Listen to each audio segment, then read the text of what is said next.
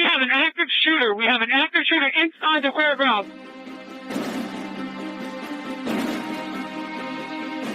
Welcome to Active Shooter, a podcast that covers the whys, the hows, and the aftermath of active shooter and mass casualty events. They have an active shooter in the building. A second call says they are being attacked. I've been shot. 16910 means we got shots fired. 4:15 ASF. Route 291 sounded like an automatic firearm.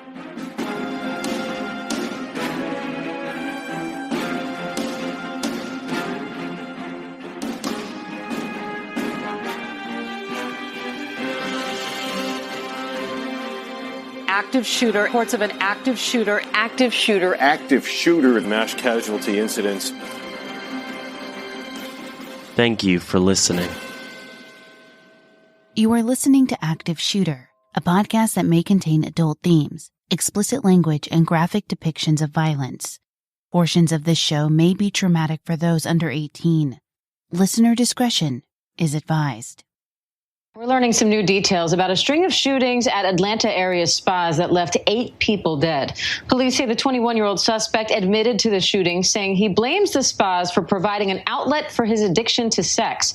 Police also say he was heading to Florida, intending to carry out more attacks when they arrested him.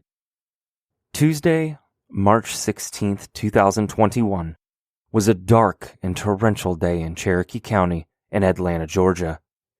And it wasn't just because of the weather. Severe storms raged through portions of Georgia, although Cherokee County and Atlanta just missed the worst of the physical storm. Unfortunately, the metaphorical storm that devastated so many began in the small city of Acworth before spreading to Atlanta, and finally culminating in the arrest of the madman behind it all, over 150 miles and 3 hours away from where it all started. You see, today's shooter had a clear objective, which was to kill as many people as possible. And while the shooter claims the attack was not racially motivated, those claims seem suspect given the victims and the businesses chosen. Since the pandemic began, Asian hate crimes have risen at alarming rates, and they're reaching all-time highs. Frankly, it doesn't seem like this shooting, this horrifying and devastating attack, was anything but a hate crime perpetrated by a sick individual who showed zero regard for human life. The case we will cover today includes shootings at 3 different Asian spa locations in 2 different cities and counties in Georgia. 8 people lost their lives, while another was badly injured, and the loss is utterly overwhelming.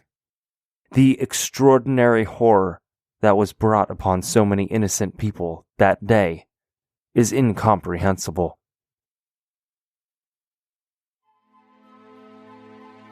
Active Shooter the podcast is a High Five Holly production, and I'm your host, JT. If you've listened to our prior episodes, you know that the Active Shooter podcast team has taken the No Notoriety pledge, and we will not be sharing the real name of the shooters that we cover.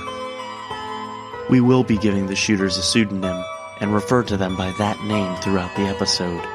This will help in clearing up any confusion in the story, while remaining true to our pledge and not naming the shooter by their actual name. We will refer to today's shooter as Ron.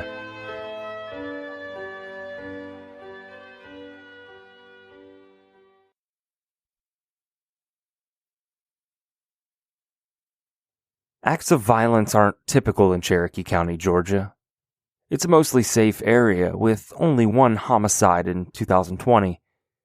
That all changed in the late afternoon hours of Tuesday, March 16th, 2021. Cherokee County and Atlanta, Georgia were experiencing periods of severe weather storms blowing through. In Atlanta, the rain was a bit lighter, though very cloudy and chilly. Cherokee County saw heavy rains falling along with more scattered storms. A bit further south of both areas, the weather was bad, with the kinds of storms you get regular weather alerts about. It was dark, damp, and dreary in the area for a few-day stretch, which seems like a fitting backdrop for the violence that was unleashed upon 3 different massage spas.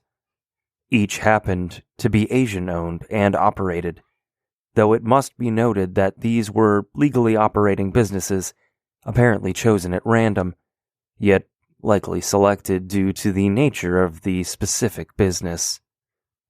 At approximately 2 p.m., 21-year-old Ron went to the Big Woods Goods sporting store, which is located in Holly Springs, Georgia.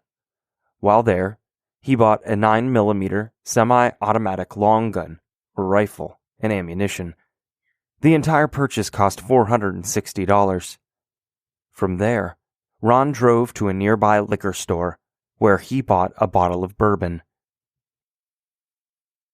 He then drove to Young's Asian Massage and parked his black 2007 Hyundai Tucson SUV, where he proceeded to drink, sitting in the SUV for about an hour, taking long pulls from the bottle. Young's is located in a fairly rural area of town in a strip mall, nestled in between Gabby's Boutique and Perfecto Beauty Salon. Ron eventually went inside and bought and received a service. Probably a typical massage, though precisely what service he paid for has never been released to the public. Afterwards, he stepped into the restroom where he prepared his weapon, and at 4:54 p.m., he walked out of the bathroom, raised his gun, and opened fire. His intention, as he later described it to police, was to kill people.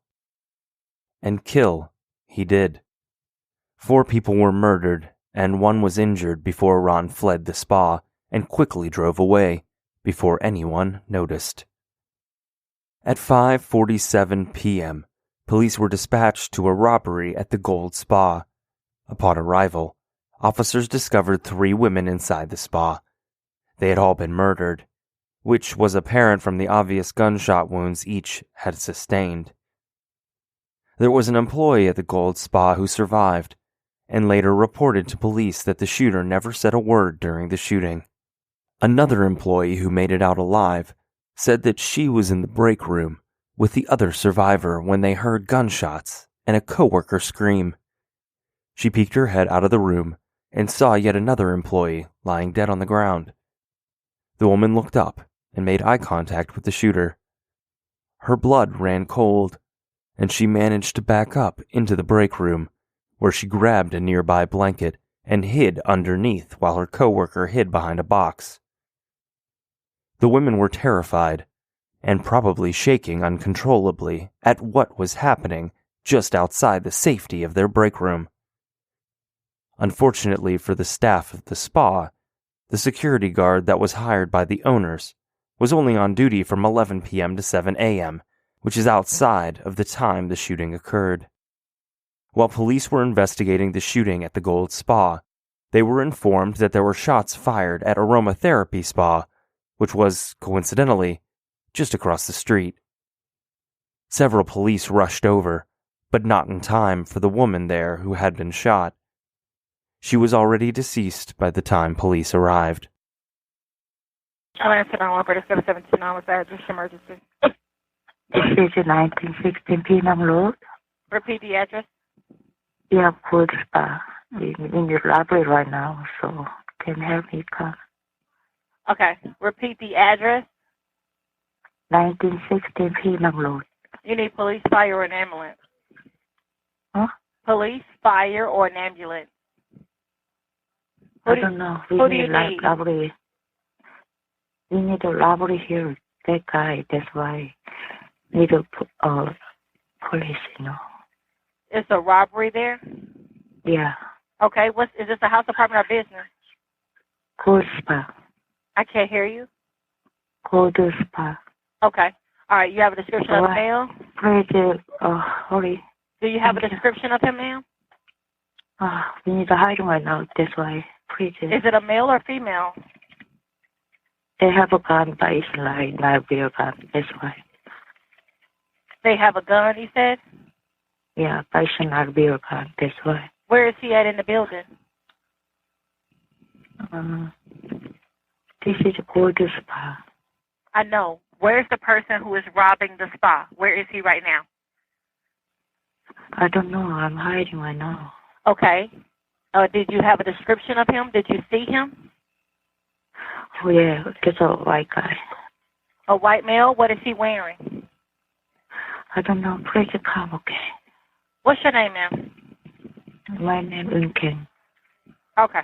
All right. What room are you in? Thank you, please. Okay. Tell me exactly what happened. I don't know yet, but I just got a call from one of my friends, and they say some guy came in,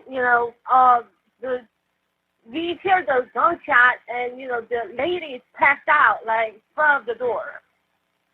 And okay, everybody's scared, so everybody hiding. So I don't know what's going on exactly, but I need the ambulance or something over there in the location, please. Some guy came in and shoot the gun, so everybody heard the gunshot, and some ladies got hurt, I think, and everybody's scared, so they hiding in the behind, but the ladies passed out. Okay, let me just let everybody know what's going on, and I understand you're not there.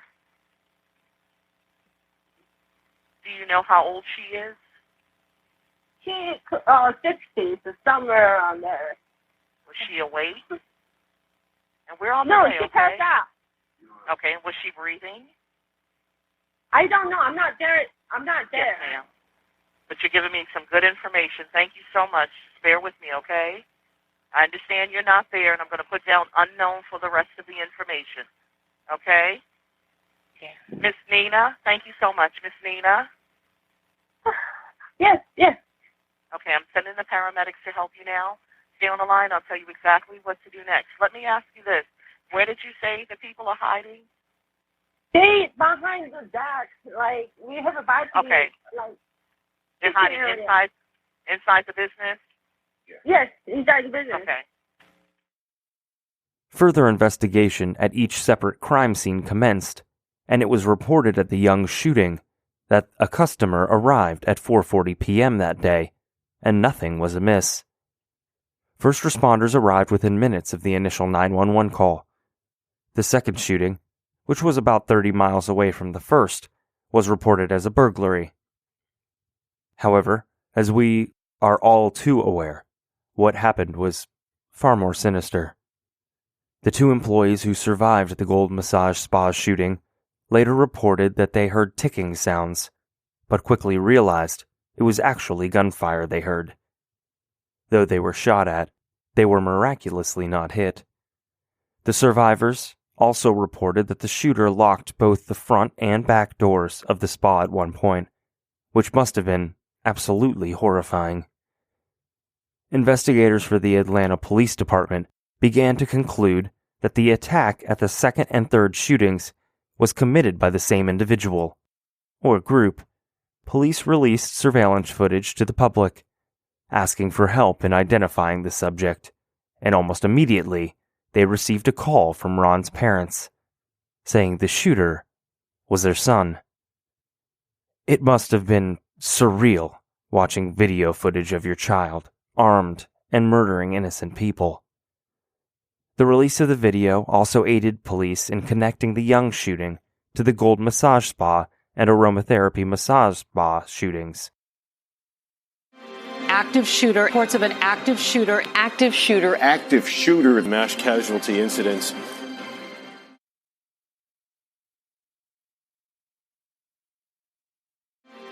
active shooter, reports of an active shooter, mass casualty incidents. Descriptions of the alleged shooter were blasted all over the news and other media outlets, and before long, the Cherokee County Sheriff Frank Reynolds contacted law enforcement in central Georgia and said that they believed the shooter was driving south on I-75. Additional police units were dispatched, armed with descriptions of the shooter and his vehicle. Ron wouldn't escape his crimes for long. A Crisp County Sheriff's deputy and troopers from the Georgia State Police spotted Ron's car approximately 150 miles south of Atlanta. The troopers performed a pit maneuver, which is a move that calls for a patrol vehicle to bump into the car it is pursuing, causing the other vehicle to spin and come to a halt. The move worked, effectively stopping Ron's car, and he was ordered to show his hands many times. Finally, he complied by sticking his empty hands out of the open window. Police then commanded Ron to exit the car, raise his hands, and lay on the ground, which he did. Ron was handcuffed and lodged at the Crisp County Detention Center, and then later transferred to Cherokee County for holding and to await charges. A thorough search of the vehicle produced a 9mm firearm. Ron admitted to police that he was heading to Florida when he was stopped about 2.5 hours away from the first shooting location. Police investigators would later say that Ron's parents were incredibly helpful in locating Ron. They gave police information needed to track Ron's phone, which could have only happened because police immediately issued surveillance footage to the public. They called 911 at 6:51 p.m., which was only 2 hours after the discovery of the first shooting, and reported their child as the spa shooter. 6 out of 8 victims were Asian women, which simply doesn't appear to be a coincidence, or not about hate, as the shooter tried to claim. 33-year-old Delana Yon was a customer at Young's Asian Massage when she was killed after planning a date night with her husband, who was also at Young's. He managed to survive by locking himself in a nearby room. Delana was known as the most loving mother, wife, sister, daughter, and friend. She was very spiritual, loving the Lord with her whole heart, and she encouraged others to do so as well. She loved to care for family and friends, and enjoyed serving people with a smile at her job at the local Waffle House. Delana cared hard for those around her and frequently opened her home for others needing a place to stay. One of her favorite activities was snuggling her daughter and wrestling around with her son and cheering him on at his cross-country races. She is survived by her beloved husband and 13-year-old son Mason and 8-month-old daughter Mia. The gregarious, warm-hearted woman will be greatly missed.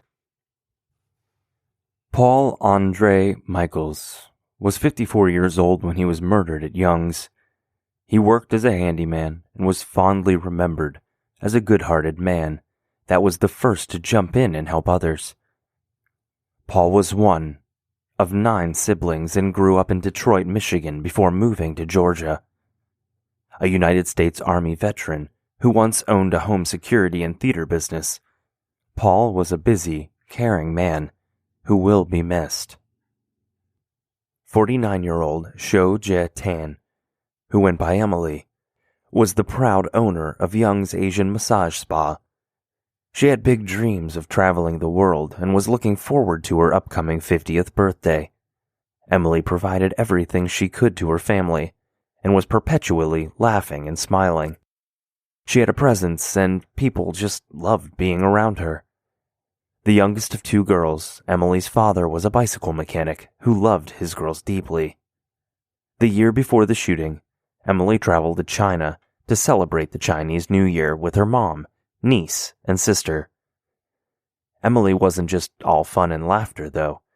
She maintained a professional business and was incredibly gifted with bookkeeping, and in the span of 15 years, she went from being a nail tech to owning 2 spas on her own.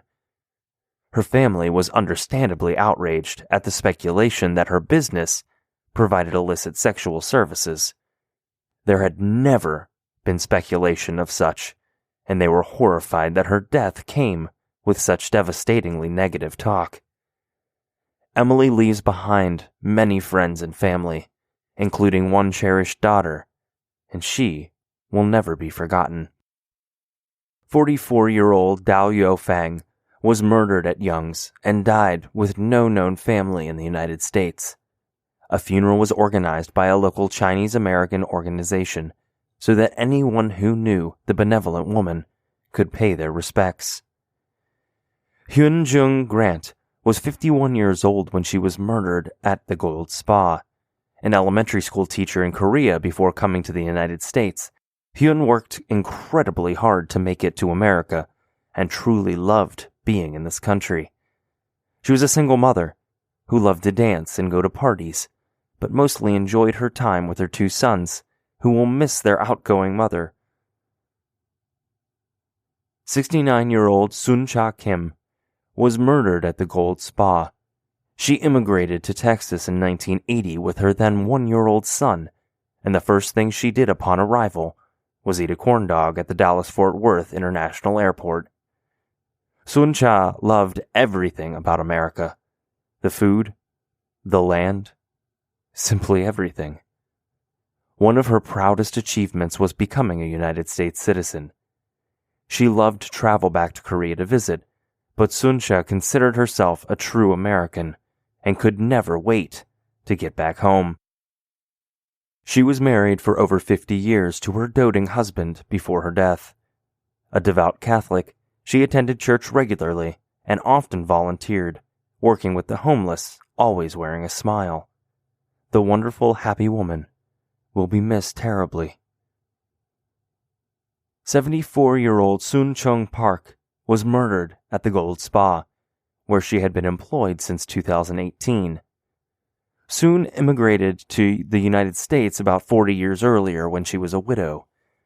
At the time, she left her 5 children in Korea because she was determined to give them a better home and life in America. She wanted to have a house and work before bringing them over with her.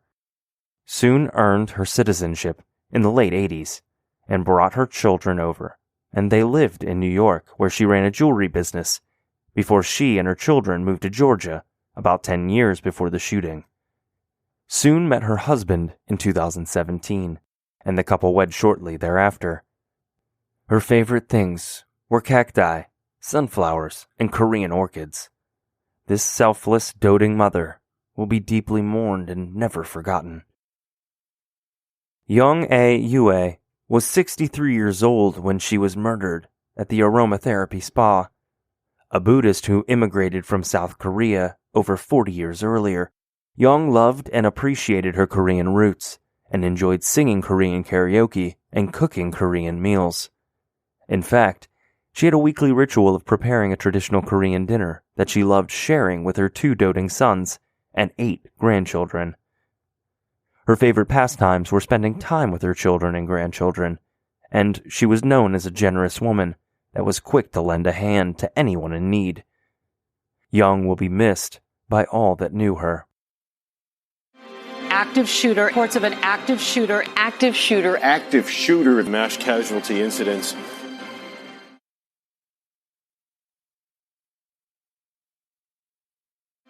Active shooter, reports of an active shooter. Active shooter. Mass casualty incidents.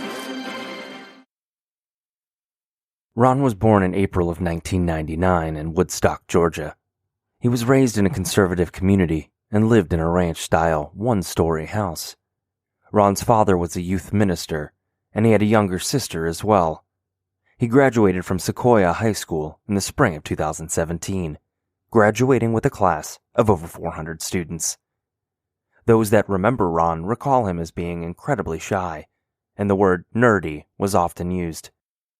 A former classmate said that Ron seemed innocent and nerdy, but not violent, while another described him as, quote, super nice, super Christian, very quiet, and elaborated that Ron brought a Bible to school with him every single day and carried it everywhere with him. The family attended Crabapple First Baptist Church, which was forced to delete their Facebook page and website after the shooting. Ron's entire family went to the church, and they were all very active, with his mom even organizing many of the church's events. After high school, Ron became something of a drifter, unsure what, and where he wanted to be.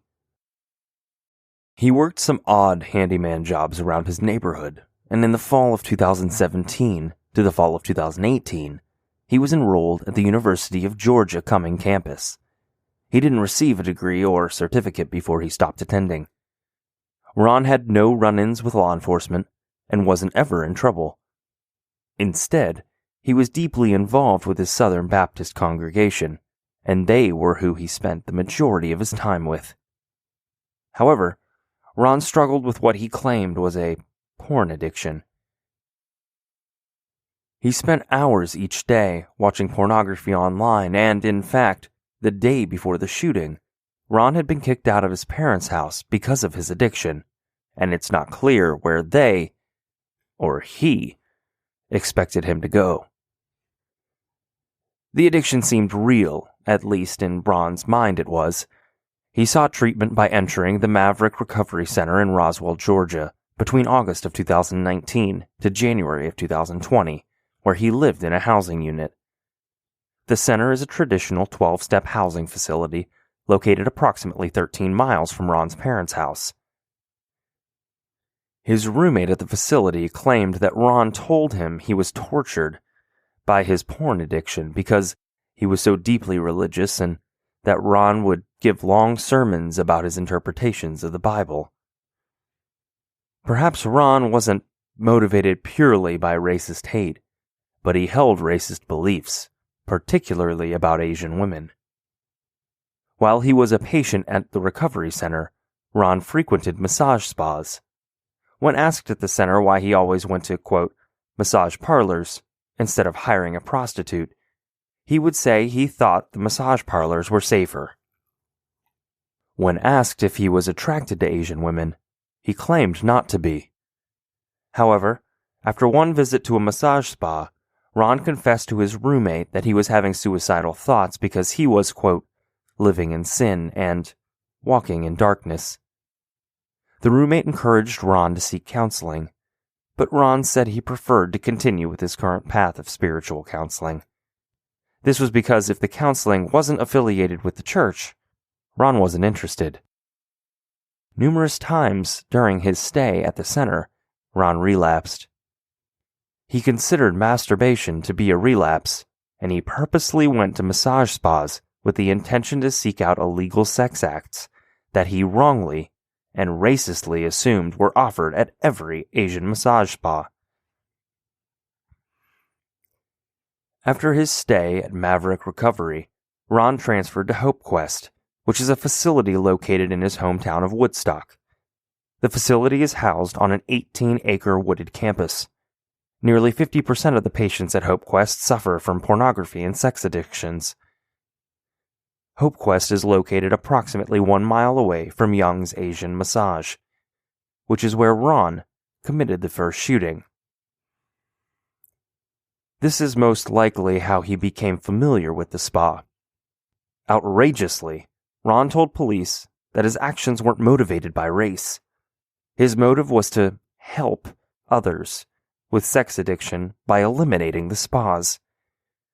The fact that he couldn't see or understand how truly horribly racial and hateful such a statement is illustrates the sick mind of this shooter. While he was attending school, Ron played the drums but also attended meetings for a Christian student club and carried the ever-present Bible. He liked to travel with his church youth group, play video games, and hunt deer. Ron had an Instagram, and his bio read, quote, pizza, guns, drums, music, family, and God. It's a pretty good life. The bio or page were removed shortly after the shootings. In the years leading up to the shooting, more specifically the 4 years prior, Ron's life really began to fall apart. He confessed to his friends that he was addicted to sex, which caused him to stray from his faith. He seemed truly tormented by his perceived transgressions. In January of 2019, Ron began a relationship with a woman from Chattanooga, Tennessee, and later in that same month, he went to visit his new girlfriend, informing his parents that he wasn't coming back. he wanted a fresh start in a new city. After he left, his parents called over and over again, desperately trying to get in contact with their son. He refused to answer, so they finally called 911 to file a missing persons report. However, because their son was an adult, didn't take prescribed medication, didn't suffer from mental illness, and wasn't suicidal, a report wouldn't be taken. Instead, an overdue motorist report was filed. He clearly returned home at some point, though details surrounding his runaway and subsequent return aren't clear. But a mere 7 months after the relationship began, Ron entered into the treatment facility. During his relatively young life, Ron had taken missionary trips to Costa Rica, Pittsburgh, and Brunswick, Georgia, and during those trips Ron mentored younger kids in the youth group and appeared to be rather successful. In 2018, Ron was baptized in his family church for the second time, the first being when he was 8 years old. Through his faith, Ron attempted to wean himself off pornography by limiting his internet usage, deleting his Facebook account, and purchasing a flip phone rather than using a smartphone. He set parental controls and blocks on his home computer, and they prevented him from accessing porn sites. Unfortunately, much like any other addiction, self-medication will never be successful. Ron had very little work history throughout his life, having only worked for a company that installed trade show exhibits, but he was furloughed after the worldwide pandemic began.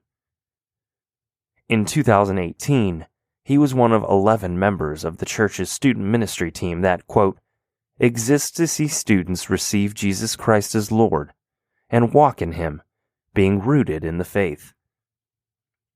The shooter assured police during his interrogation that his crimes were not racially motivated, but rather a means of eradicating sexual temptations. Well, it's absolutely absurd and ridiculous. He seems to believe it. There is no way offering an excuse or explanation, for there simply is none. This is a very sick young man who should be punished for his despicable crimes, but serious mental health treatment doesn't seem out of the order either. The shooter was charged with 8 counts of murder and 1 count of aggravated assault on March 17, 2021, with the counts being split evenly between the murders in Cherokee County and Atlanta. He was indicted by a grand jury in Fulton County on 19 counts on May 11, 2021, and those counts include murder, felony murder, domestic terrorism, and aggravated assault. The district attorney, Fannie Wells, announced that she would be seeking the death penalty with hate crime enhancements in the event he was convicted of murder. Also, on May 11, 2021, the shooter was indicted on 23 counts by a grand jury in Cherokee County for charges of malice murder, felony murder, attempt to commit murder, and aggravated assault. The Burns Law Group, PC, based in Canton, Georgia, represented the shooter. On July 27, 2021, the shooter pled guilty to all charges in Cherokee County after the district attorneys in that county elected not to seek the death penalty. Their reasoning for that decision was to bring swift justice and to avoid years of lengthy appeals.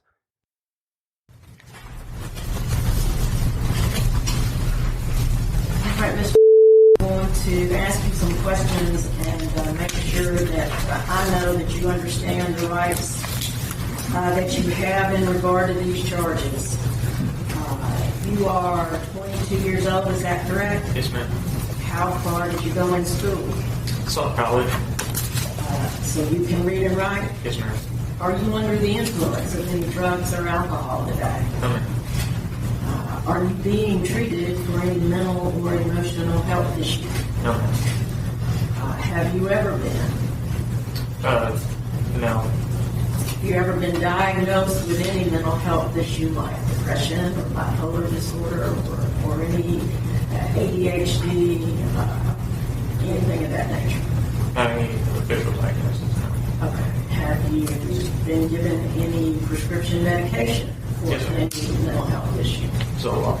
Zoloft. Is that prior to your arrest or is that since your arrest? That was before. Okay. Were you compliant with the medication that was prescribed to you? Did you take it the way the doctor prescribed it to you? For the most part, up until the weeks prior to the arrest. Okay. So you were not taking the medication in the weeks prior to the arrest? Correct. Why not? I don't have a good answer for that. Okay. Because it was not available to you, because you did not like the way it made you feel, because some other reason? I was just not keeping up with it at that time. Okay. Have you received, well, let me say this. We had a conference, that is the district attorney and your attorneys and I had a conference yesterday. And I asked them some of the questions I'm going to ask you now. One of the things we discussed is whether or not there was anything in your mental or emotional status at the time of these offenses that might be a defense to your criminal liability, and also whether there were any issues related to your competency to stand trial today. And Mr. Burns, if you'll just tell, I just restate for the record, whether there have been any evaluations of those issues. Your Honor, we have had Mr. evaluated for competency, and we see there are no issues or offenses that have been presented to us. Okay. And have there been any discussions or any evaluations regarding criminal responsibility? They were all competency evaluations. Is there do you have any concern as you stand here about whether or not your client was suffering from any mental or emotional disability at the time of these offenses that would interfere with his understanding the difference between right and wrong? No, Your Honor. Or whether he was acting under any compulsion that would overmaster his will and result in his not being criminally liable. No, we don't have any evidence of that. Okay. Mr. Have you discussed those issues with your attorneys? Yes, ma'am. And are you satisfied that those issues have been appropriately addressed in this case? Yes, ma'am. Have you received a copy of the indictment? I have. Gone over it with your lawyers? Yes, ma'am. And you heard Ms. Wallace read it on the record today? Yes, ma'am. You understand what you're charged? Yes, ma'am. Who are your lawyers? Mr. Darren Burns and Zach. And how did Mr. Burns and Zach come to represent you? Were they hired or appointed? Appointed. Have you had enough time to talk with them? Yes, ma'am. About how many times have you met with them personally? At least more than 10. What other contact have you had with them? How many times have you had a IWeb visit? At least 5 or 6 times. And are you satisfied that you have had enough time to talk with your lawyers? Yes, ma'am. You told them everything you know about your case. I have. Have there been any questions about the law that you have asked them that they could not answer? No, ma'am. To specifically address some of the things that were brought up in the state's recitation of its evidence. Mr. Burns, have you gone over, for example, the forensic reports regarding the firearms and the bullets? Your Honor, we have reviewed all of the state's evidence with Mr. Specifically the forensics, yes. I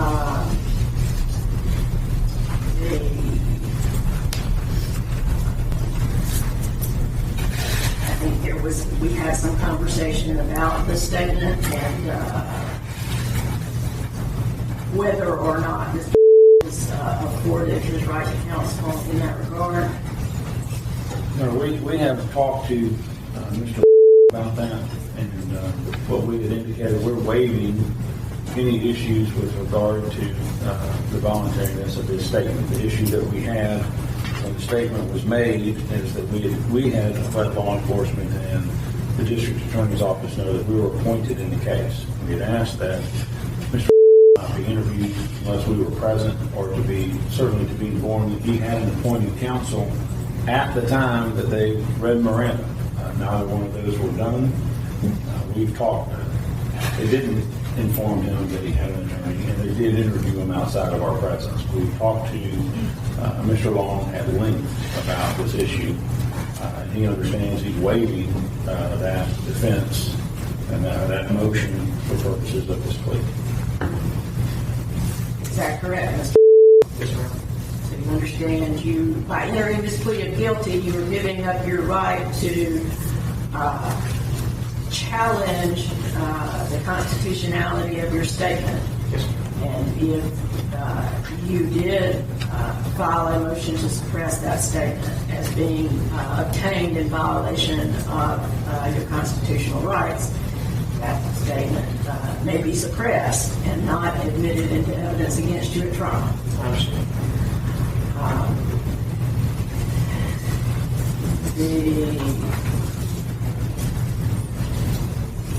The state had mentioned when we spoke, I guess it was in regard to the tracking application and whether there were any constitutional implications from that. I'm not sure that there would be, but still a relatively a changing area of the law as far as the constitutionality of GPS monitors and other tracking devices. I am not aware of any law that would say a third party could provide that to law enforcement. So I don't know that that's an issue, but I presume that's something you've also discussed with your client. Your Honor, we certainly have talked about that with Mr. and he has indicated to us basically from day one that he is ready to accept responsibility, and he would waive the issue of this app and any tracking issues, although we agree with you and we haven't specifically identified something to go over with him that he's waiving, but he understands how this happened, and he is not concerned. I guess I say that, but if you consented did you consent to the use of that application on your phone? Yes, ma'am.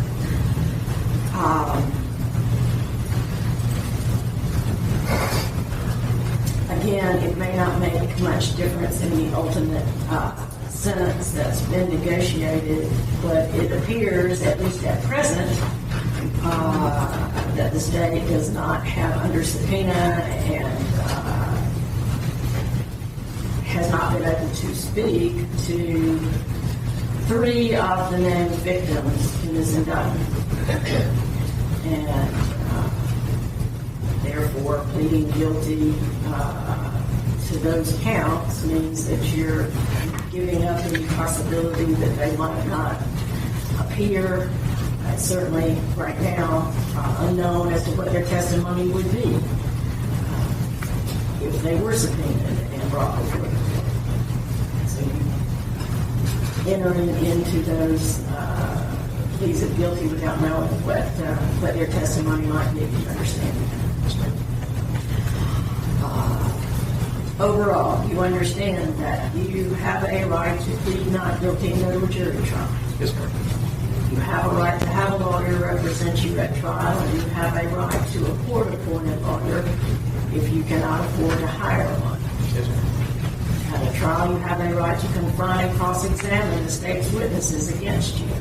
And you have a right to subpoena witnesses and have them come testify for you, whether they want to come to court or not. Do you understand? Yes, ma'am. You can't be forced to testify. You have a right to remain silent at trial.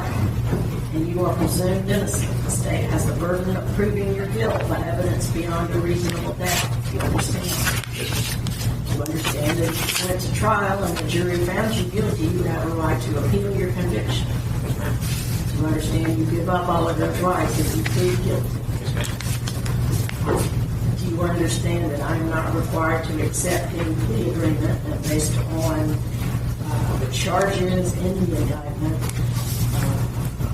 the court could impose a sentence of life without parole plus 165 years. Do you understand that?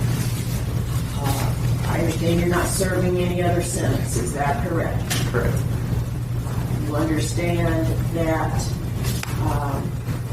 statements that you're making today under oath and on the record can be used against you in the trial as it might move forward in Fulton County. Correct. I understand from Mr. Burns and the state that it is not contemplated that Mr. would allocate as to the specifics of those incidents today, but some of the questions that the court will have and some of the discussions will necessarily relate to Fulton County case. In talking about, for example, the firearm and some of the issues regarding intent. You understand that?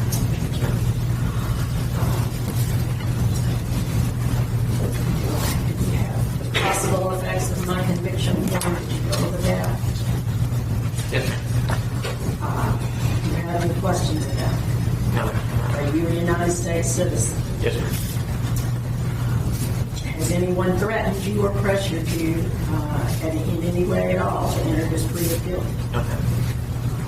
Other than the plea agreement, has anybody told you you would get easier treatment if you pled guilty than if you went to trial? Okay. The shooter was sentenced to 4 consecutive life sentences, without the possibility of parole, plus 35 years. He is awaiting trial in Fulton County. We all have the unique ability to help prevent such a catastrophic event from happening if we keep our eyes and ears open and never hesitate to report when something or someone just doesn't seem right. It's our sincerest wish that there will be no more active or mass shooting stories to tell. We pray that love will prevail over hate. Too many have died. We should say to ourselves, not one more. In the meantime, we urge our listeners to stay aware of your surroundings and keep in touch with your loved ones. If you see something, say something. You never know how many lives you'll be saving.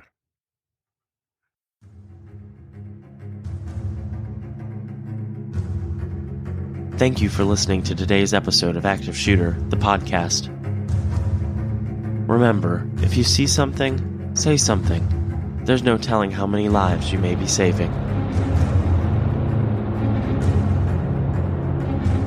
A huge thank you to Darren Curtis, who composed some of the music used in this episode. Check him out at darrencurtismusic.com. DARRENCURTIS music.com. Active shooter. Reports of an active shooter. Active shooter. Active shooter mass casualty incidents.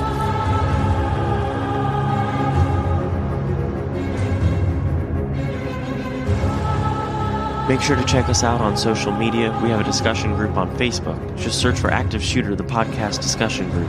You can also find us on Instagram at Active the Podcast and Twitter at Podcast Active. For just $1 a month, you can get access to ad-free episodes, early release episodes when available, and a shout-out on the show.